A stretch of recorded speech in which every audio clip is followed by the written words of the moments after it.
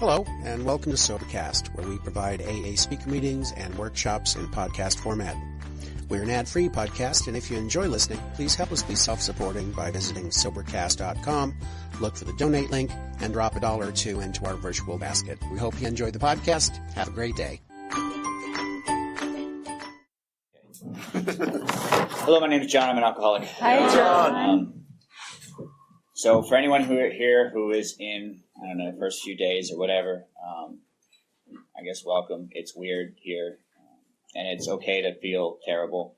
I don't know. Some people seem to really like their first 30 or 60 days. I don't understand that. It was awful for me.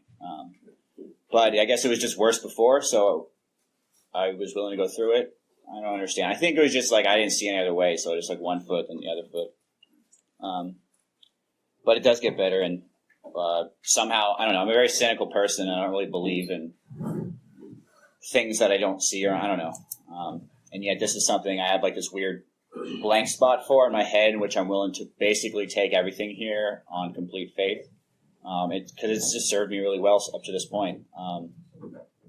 I guess I've just accumulated enough evidence that though I don't understand it, it works or something. I don't know. I don't know. Often I don't know why I'm coming to meetings or why I work steps or why I'm meeting with my sponsor or why I'm meeting with sponsees. It's not something that like I think or like, this makes me feel better. Not indirectly or not immediately at least, but it's just a habit, and you build the habit and it replaces the old one or maybe something else. I don't know. I don't get it. My first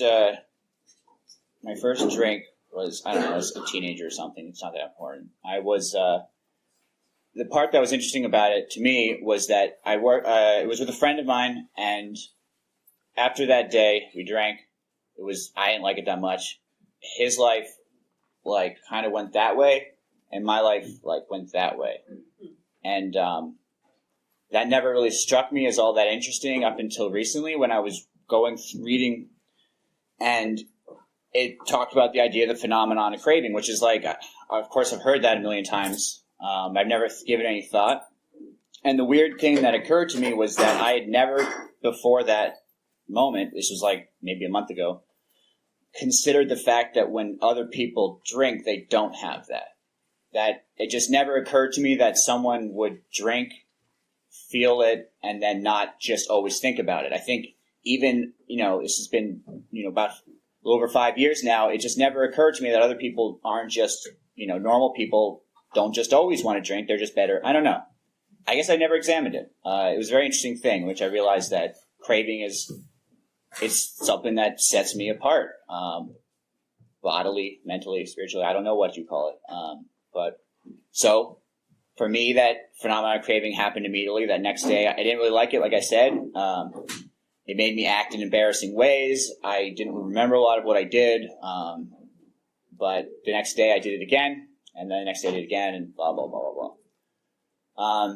The next important point for me was, I guess I was in college at this time. I don't know the exact timing, but basically it's been a series of, it was, because it worked for a bit, and it was great, and then it was not so great, I guess, and I wasn't really, it wasn't, I don't know. It was bad, but it could have been bad otherwise. I have no idea. But I see it now as these points of like progressive moments of like desperation or willingness or windows of willingness. I don't know what they were called. I guess they were really just realizations of powerlessness, in which I would say to myself, okay, I'm going to stop. This is really bad. I can see, why this is happening. And this particular one that I'm thinking of, I was in college. I had been kind of squatting with some, I don't know what I was doing. I was, basically people I was living with, I was stealing from them, because they were drug dealers, and they, it's what you do when you live with drug dealers.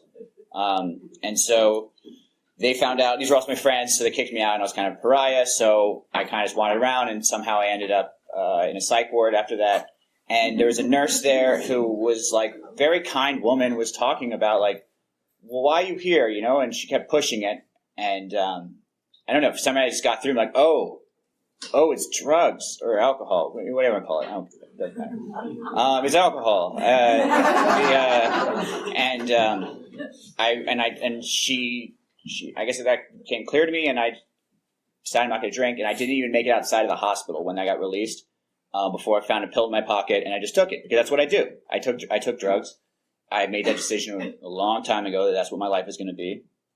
I think I still had the idea that I was also going to be the super successful person, but I was also going to be like a street junkie, and it was going to work. I was going to make them work. Like I was going to go to the UN, but also not have a home. I don't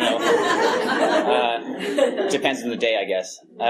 So that was the first time, and then it happened lots of times after that. And then it happened the last time in which I was basically, for the most part, homeless. I don't know why I keep saying it that way. I mean, I was homeless. I slept indoors a lot of the time, but like it wasn't. It's a word. Doesn't matter. It was bad. It was bad. And so it was in Washington, D.C. It was in the middle of summer, and I had thrown some alcohol into a trash can because I was done this time for real.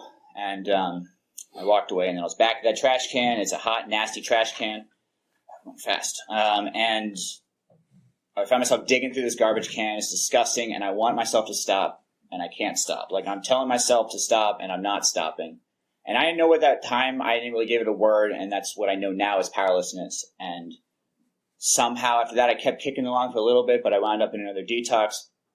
And this time I'd heard something in an AA meeting. I'd been in AA meetings, and this time I guess I was desperate for something, and I heard about the idea of a complete personality change or spiritual experience or psychic displacement or something. And I heard it, and I realized that I had to change everything about myself if I was going to stay sober. And that actually, for the first time, really wanted to be sober, I guess, or was willing to do it. And I soon after that found myself in a halfway house, and it was a brain-dead mess. It was terrible. It was like alarm bells were going off in my head every day. And I guess that every day it was just a little less loud, maybe. I heard a line, the second line I remember hearing in the big book was this, we can look the world in the eyes again. And I remember hearing that and realizing that that was like an incredible idea to me. Like I wanted that so badly because I don't think I'd ever known how to do that. And, just after that, year after year, and this was just my experience. I don't think this is going to be universal, but I was very unhappy for the first 3 years. The first year was pretty much terrible, but I was just basically like twice a year, I would just fall into these depressions, and it was painful. And I don't think I was getting any better. I was still pretty crazy. I was still incredibly self-centered. I was still doing a lot of the same things that I did before. I just wasn't getting high. I was going to meetings, and theoretically, again, I guess I was working steps. But I wasn't getting any better. And that's sort of this way it kicked that on a little bit. And this past year, and this is kind of the point that I guess I wanted to get to, and I was thinking about this just an hour or so ago, is that these bad periods would come, but it was always this kind of pointless. It was just like this thing. I do steps in AA for my drinking problem, but then also I have this other shitty life that I don't really like that much. But two different things. And this past year, I just had this really terrible year in which it was just fear and pain and just insanity. And I had another time in which I couldn't do it on my own, and I just happened to be in the right place in the right time. Someone said the right thing to me, and I decided, okay, all right, God, fine, I'll give this away. And I started doing that prayer of please take away, take my will, take away my thinking, and direct my actions to how I can be of service to you, or just doing, if I really needed it, just doing a long third step prayer and just over and over and over again. And there was some solace that I found in that. And it's been, since then, there's just been this very marked change in my life. And I don't know if it's a direct result of this terrible year that I had, if that was a necessary place to get where I am now. I kind of think it is. But I really do connect it with the idea that I had another moment of just powerlessness was once again painfully obvious to me. And I was willing to give it up. And since then, my life right now, I've never had self-esteem, really, I guess. And now I really do. I'm really into what I'm doing right now. I'm really into who I am right now. There's just a lot of stuff that I'm doing and I am that I'm just really about. And that's new for me. And if it wasn't for that 1, 2, and 3, steps 1, 2, and 3, I can't do this. And I don't necessarily believe it's going to work, but I'm going to do it anyways. And just doing that footwork again. I show up in a meeting. I don't know why I'm here. I'm just doing it because it's what I do. I think that's time, right? Good enough. All right. Thank you. Thank you.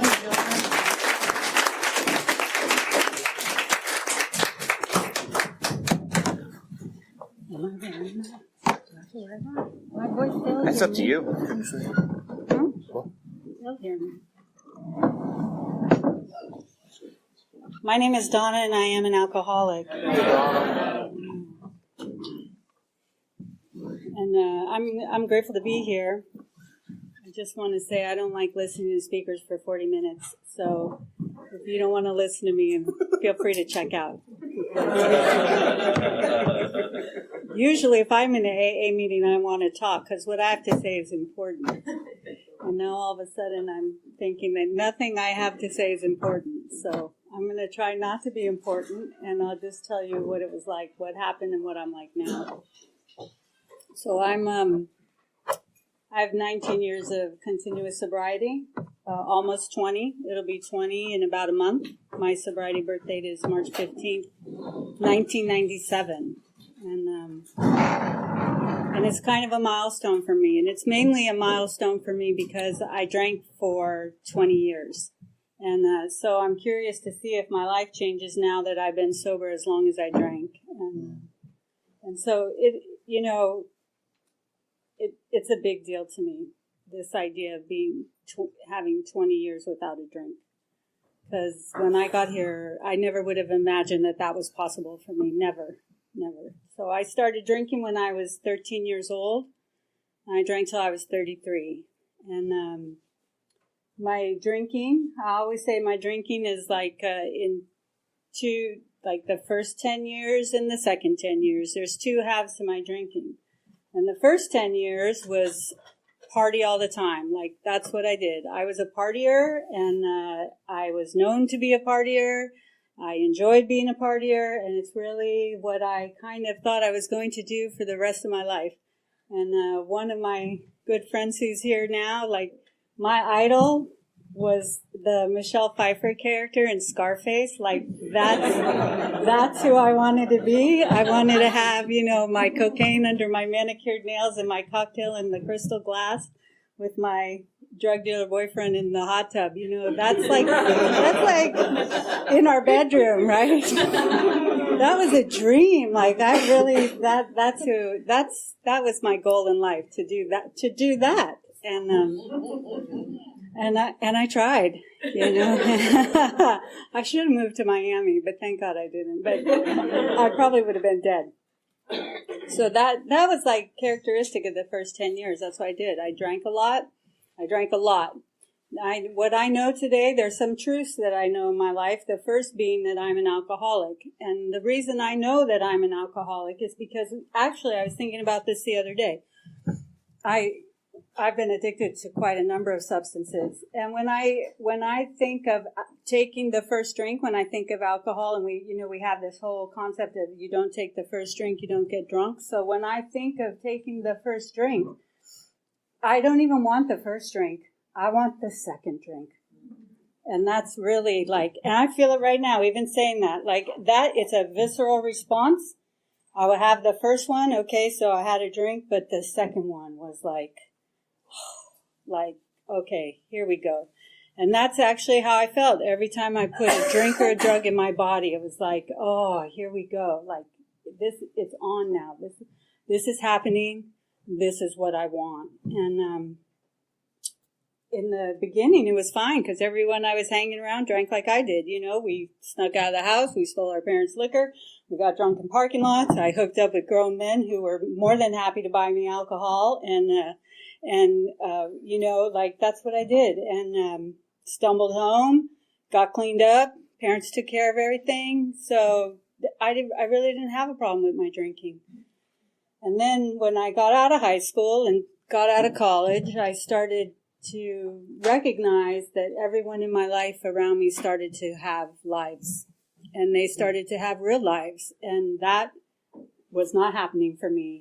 People started to get jobs and get relationships and get property and buy cars and have children and all of these things. And that just wasn't happening in my life. Everything I was attempting to do in my life failed. I was getting fired or reprimanded. I was losing every relationship that I had, like I just couldn't get to a place where I felt, oh, this is it. I've arrived. And then because of that, then I had to become a different person. And I started to lie, and I started to lie to the rest of the world and lie to myself, and I needed alcohol. And that's when it all changed for me, when I started to need alcohol to make everything better. And alcohol made everything better, right? So I would go out there, I would go to work, I would pretend I was doing the deal, I would, be striving or ambitious or, something all good was always happening in my life, and inside I was miserable. Inside I was crumbling and a shell of a person and really sad and lonely and depressed and baffled. That's why I love the language in our literature. That word baffled is so true from my experience, because I'm not an unintelligent person, and yet I was incapable of thinking my way through this stuff. And that's baffling. And I couldn't think my way to solve my life's problems. No matter what I tried, I didn't succeed. And I tried a lot. I tried, just like it says in More About Alcoholism, I tried all kinds of shit. I went to yoga, I went to psychics, I went to a zillion churches. I was always looking for something that was going to solve my problem. And all of them did for a moment. They solved my problem for a moment. What I didn't realize, my problem was drinking. My problem was the fact that at the end of every day I went home and drank to my head by myself until I blacked out. That was my problem. And then I got up and I had to lie about what I had done the night before. And I had to lie to everyone about that. That was my problem. But I couldn't land on that, right? And then I did. I married an alcoholic who came from an alcoholic family, which really opened my eyes, because I did not. There's not active alcoholism in my immediate home. I always say the first person I saw drunk was me. Like, that's kind of a big deal. Like, the first person I ever really experienced drunk was me. So I was really sheltered from there is alcoholism in my family, but my mom is a total, like, grade A, #1 codependent Al-Anon ACA. So, like, we were, like, just, like, protected from everything. So I didn't even see it, right, until I married my husband and walked into this big, huge alcoholic family. He was one of 7. All the boys in the family, there were 4 drug addicts and alcoholics. All the women in the family, codependents. Like, classic. Like, it was textbook. And I, little Donna, was going to save them all.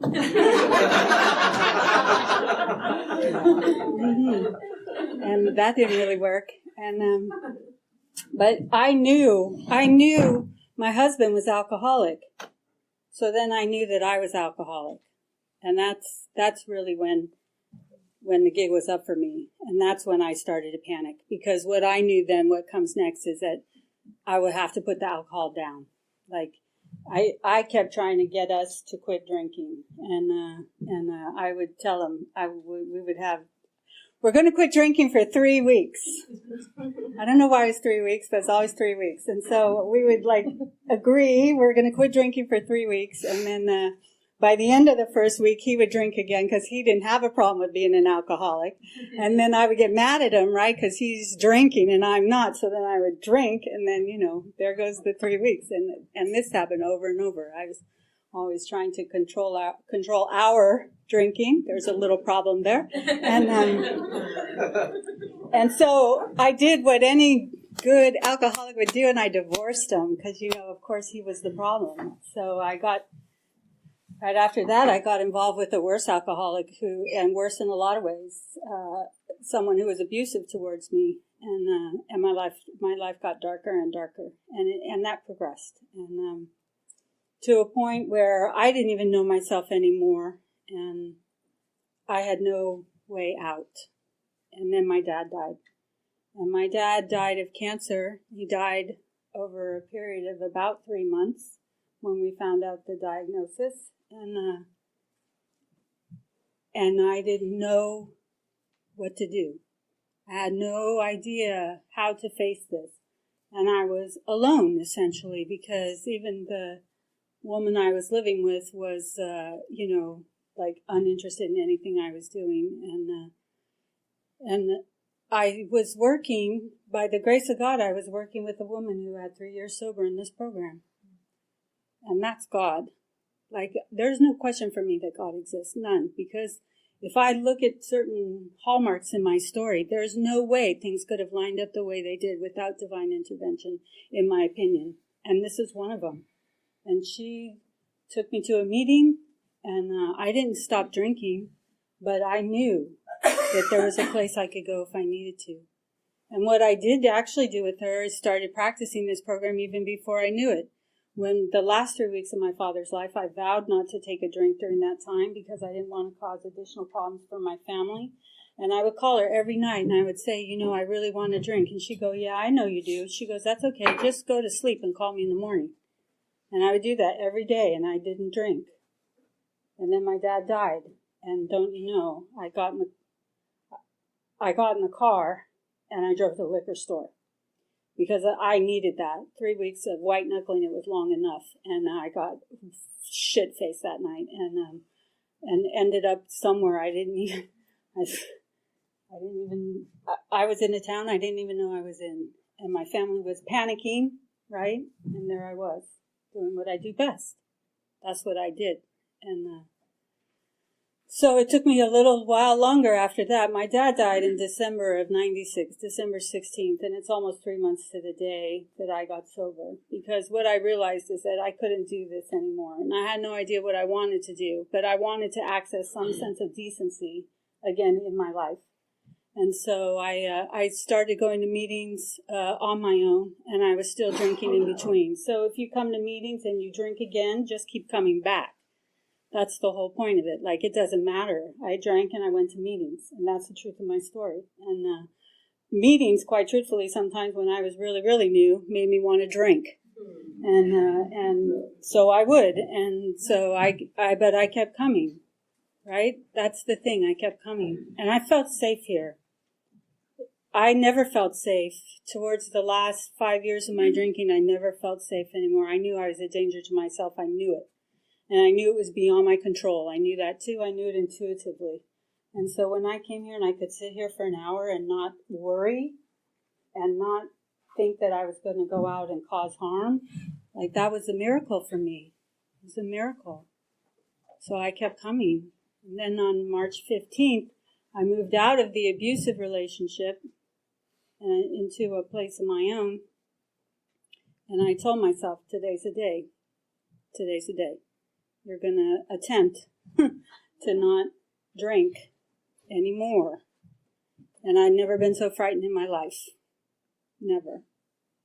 The first year of my sobriety is absolutely the hardest year of my life. It's the hardest thing I ever did. I wanted to drink every fucking day. I wanted to drink like my skin would be crawling. I wanted something in my body to change the way I felt. I needed to change the way I felt. And so what I did was what was suggested. I spent a lot of time in meetings. I would leave work in the middle of the day, just to, abandon my job and go to a meeting because I couldn't sit there anymore with these voices in my head and these feelings and this desire and this longing. So I would just go to meetings, sometimes 4 and 5 in a day, and I would sit here and I would listen to the other alcoholics, and I would know that there was something here, even though I couldn't put my finger on it. I couldn't name it. But I knew that it could happen for me, and I was petrified that it wouldn't, right? And the brain, the alcoholic brain, right? Meanwhile, my alcoholic brain was telling me, you're not an alcoholic. But I never realized how alcoholic I was until I put it down. And because I was so dependent on it. And everything came up, everything during that year. Norma would tell you, we've been sober together the whole time. And like all of my shit, I was smoking, I was binging and purging, I was overspending, I was having sex with like hella old timers, and like boys and girls. It didn't matter. Like it was all over the place. Like I tell you what, yeah. And but I needed that too. Like some of these old timers who were sleeping with me, God bless them, they took care of me. They took care of me. Like they would say, one of them said, I can't sleep with you till you get a sponsor. I said, sure, let me get on that. Let me get right on that. Okay, I have a sponsor. This is my sponsor. Yeah. So everything came up, and I didn't even know I had all those problems. I really didn't. I didn't know I had all those problems, but I needed something to change the way I feel, right? I was so afraid of feeling, which is so crazy. I heard this great thing in a meeting the other day where a woman said, it was a newcomer, it was very powerful for me. She was saying she was struggling and that she was so afraid she was going to drink. I could hear it in her voice, and I remember that feeling, like so afraid I'm going to drink. And she said she called some people that she knew, one of them who had gone out. And that person said to her, their only thoughts, stop being a pussy. And that's what I've learned here. Their only feelings, Donna, you can stop being a pussy, right? Like,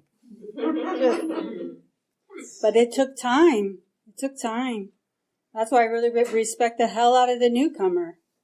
To me, it's crazy. I swear to God, even now, when I see someone come here, sit down, and be willing to come back, I'm always like, okay, like that's mind-blowing to me. Like, why would you do that? And because it is hard. But, you know, I have mad respect for the newcomer and love for the newcomer because this life, you know, I'll talk about this life. This life, not exactly the life I thought it would be.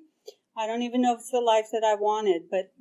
And sometimes I miss my old life, and that's the truth. That's the truth of who I am. I liked to be wild. I liked to run loose. I liked being drunk and drugged. I did. I liked it. Sometimes, even now, I'll miss it. But I wouldn't do it again. I wouldn't trade this for that. That will not happen.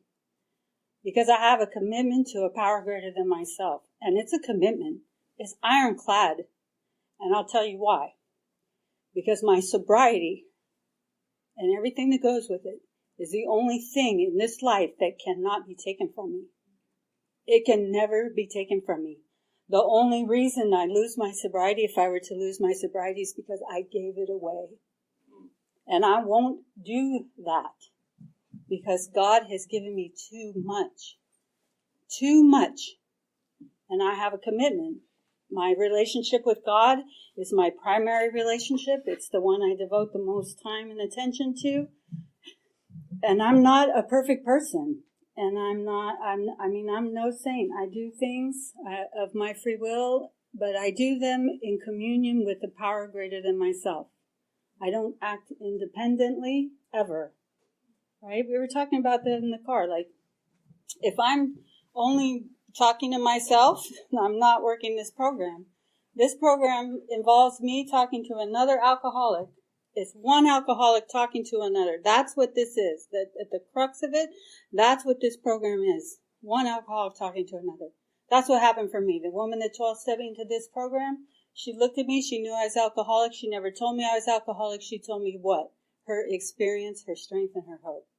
I said, oh, I need that. I want that. Right? That's what I do today to the best of my ability. And I learned that here. And I didn't want to be who I am today. I didn't want to be responsible and mature and take care of things and responsive to others and helpful and kind and loving and all the things that I really, really am inside, which is the truth of me. I didn't want to be those things. I wanted, because of various things that happened to me in my life, to be that badass that pushes you all away, that says, I'm not doing this.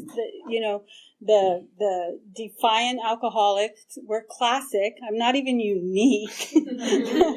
That's what I hate about this program. In all the ways I thought I was unique, that's not even the truth of who I am. I'm not unique. It's in those pages. You can read it. I mean, I read that book and I see me, right? I read that book and I see the women that I work with. And I love the big book for that reason. So when I got here, so I'll tell you this story because it's really actually it sums up how I feel about my higher power. So I was about 9 months sober probably, and I was crazy, like really crazy. And I had a lot of debt that people were knocking down my door to get at me about. And I was scared, and I talked to my sponsor in name only so I could be sleeping with this person. And my sponsor said to me, you know, I just spilled everything about how awful my life was and how this program doesn't work and all these things. And he wisely said, well, perhaps you should go out and drink again. And then, like, I froze. I was like that. And I was like, no, that's not what I'm saying. He's like, well, you're not doing this program, Donna, and you're complaining about it, and you're not happy, so why don't you just go drink again? And I was like, I can't drink again. You don't understand. I can't drink. Why are you saying, you know, and I got really spun out about it, but I also got mad. And I was like, you know what? Fuck you. I'm not going to drink again, you know? And it was just like, it was the best thing he probably could have said to me. And I was supposed to be doing 90 and 90, right? So I thought, okay, I'll show you. I'm going to do 90 and 90. And I was probably about 20 behind. So I was going to catch up and go to a bunch in a day and then, you know, like make up for the, anyways. So I wake up the next morning. I was living in Belmont at the time. I lived on the other side of the bay when I first got sober. So I was living in Belmont, looking for an early morning meeting because you know I have to start early to get these meetings in so I can catch up. And so I find this meeting in San Francisco at 1010 Valencia, 8:30 in the morning. So I jump in my little car and I drive up the 101 to San Francisco. And on my way there, I have a conversation with God, and I'm really, really upset. And I told him, I yelled at him, and that's the truth. And I told him, you know, look, motherfucker, you're not doing anything for me. And this sobriety deal sucks, and I don't want to do it anymore. And I'm not kidding you. If you don't give me a sign today, and I mean a real sign, one that I recognize as a sign, I'm going to go drink right after this meeting. And do you got it? And I was really, and that's what I said. And I get to the meeting and I sit down, and I don't know if any of you were ever in 1010, but it's kind of a crazy place. There are a lot of wet drunks there. It was pandemonium. Finally, I felt at home. I settled in there, and I was very happy to be there. I was finally around people who drank like I did. You know, in Hillsborough and Belmont, where I was going to meetings, God bless them, I love them, they're sober, but I couldn't recognize myself there. But when I got to 1010 Valencia, I did. I was like, oh, okay, I get it now. These are drunks. This is where I belong. So I sit through the meeting, the woman secretary in the meetings, calmly, like, dodging chairs and doing all this stuff, like, just like, and I was like, whoa, and watching the whole spectacle, and in my mind, happy because I'm going to go drink, right? I already told him I'm going to drink. I didn't expect God to send me a sign. I really did not. So I'm thinking, I even picked out the bar because I used to live at 30th and Dolores, and so I knew where I was going to, the bar around the corner from my old house near 1010. I had it all lined up. I know where I'm going to go. I'm drinking, and everything in me is happy. Okay, thank God, this is over. I can go drink now because God's not going to send me a sign, and I'm going to go about my merry way. So at the end of the meeting, they say, does anyone have a burning desire? And I raise my hand. And I'm like, what the fuck, Donna? Like I'm like doing this. Like, what are you doing? You're raising your hand, but you're going to drink. Don't raise your hand. And she says, yes. And I just spilled all over that meeting. I just vomited all over them. And like, this isn't working. I hate who I am. I don't know who I am anymore. I don't want to do this. Nothing, you know, just blah, blah, blah, blah, blah, crying. And then they're like, okay, and I'm sitting there. The meeting ends. This woman and her sponsor, they come over to me. Hello, you know, my name's Terry. This is my sponsor, Chris. Welcome, blah, blah, blah. And usually I run out of the room after the meeting, so the fact that I was standing there is kind of miraculous. And her sponsor says to me, the secretary sponsor says to me, the words that changed my life.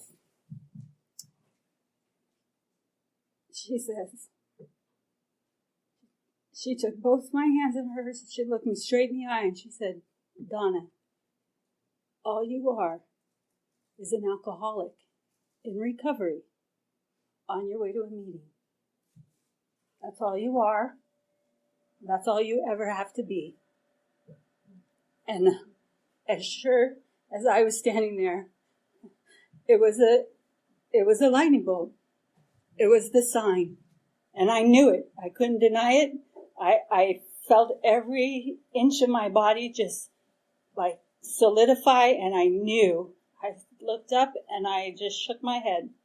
And I thought, how arrogant of you, Donna, to think that God's not going to do what he needs to do, right? I walked out of there a changed person. A changed person. I used to drive around. When I was new, I used to drive around in circles because I couldn't be at home.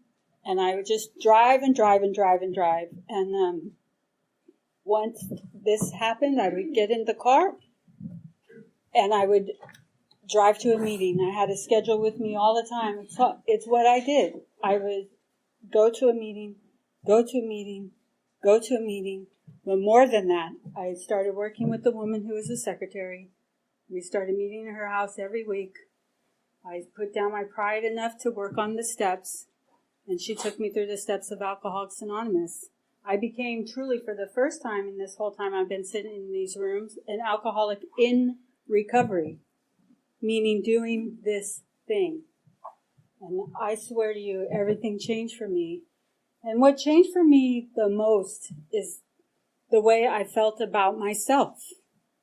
When I got here, I was full of shame, self-loathing, regret, all these things that we come in here with because of the things that I had done, terrible things that I had done while I was out there drinking, to people that I loved, things that I thought were unforgivable.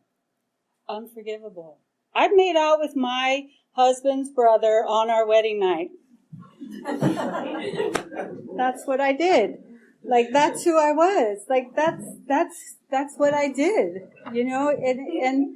And there's worse. There's worse. There's things I don't share at group level that when I shared them the first time with this woman who was working with me, I thought I could never utter them. I really believed that if I ever said this aloud, that person would stab me in the heart with a knife. I thought that it was that bad. And it is bad. But I've heard the same. Now I've had the grace of hearing the same.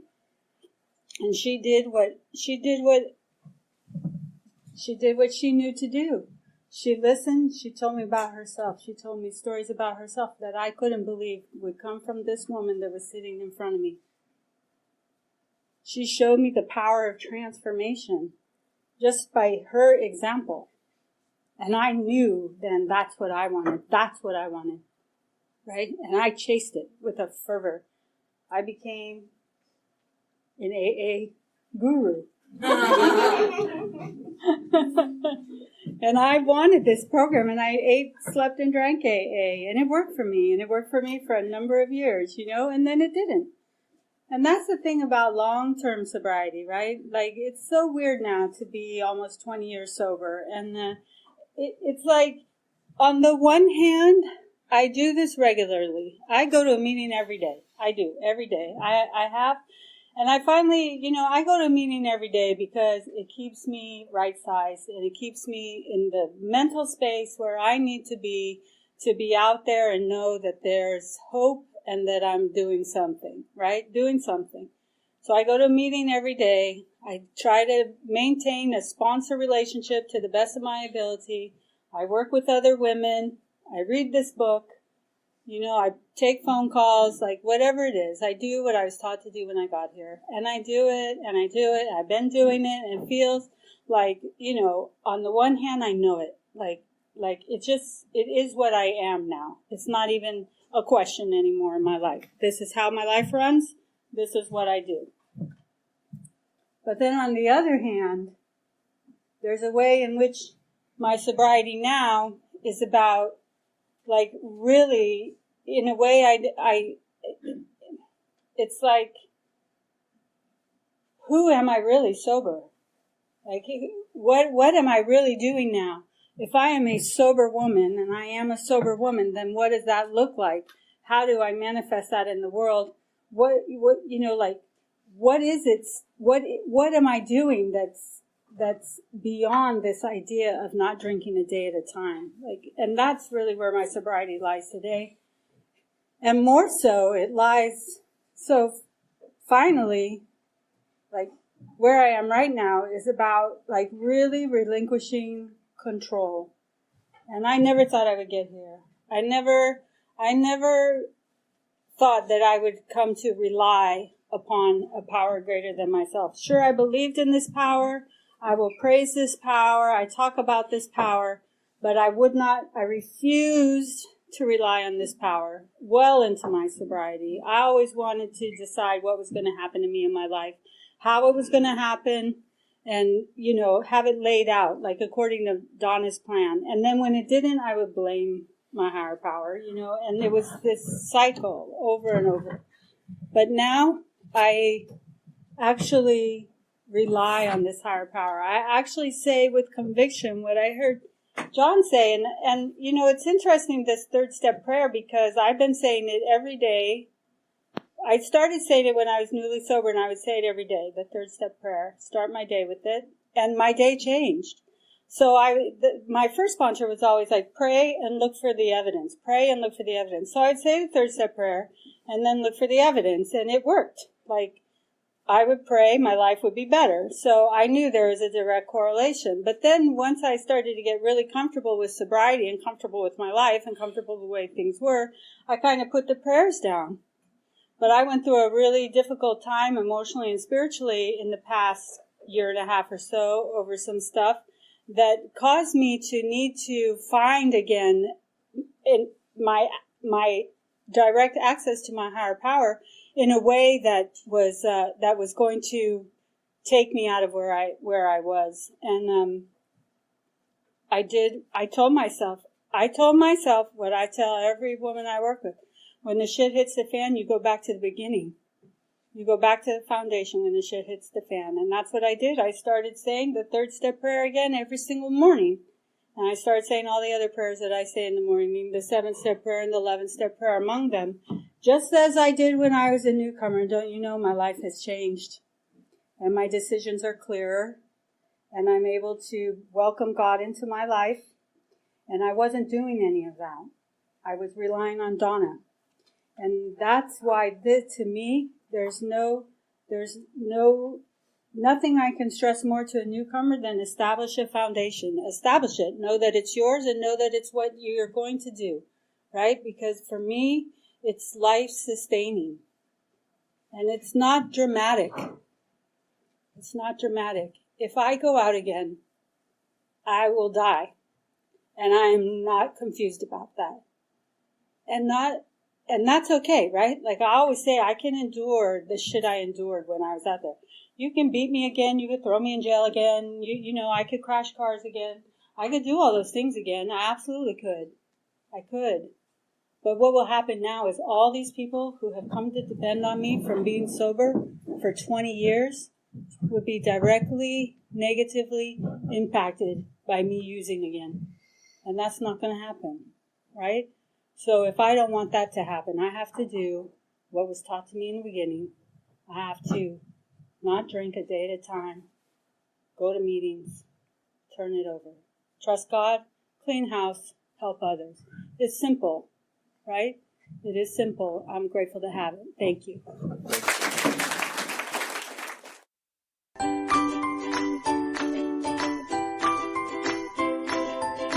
Thanks for listening. I hope you enjoyed the podcast. Sobercast is ad-free, and we'd like your help in order to keep it that way. So if you'd like to help us be self-supporting by pledging $1 or $2 a month, visit Sobercast.com and look for the donate links. Thank you very much.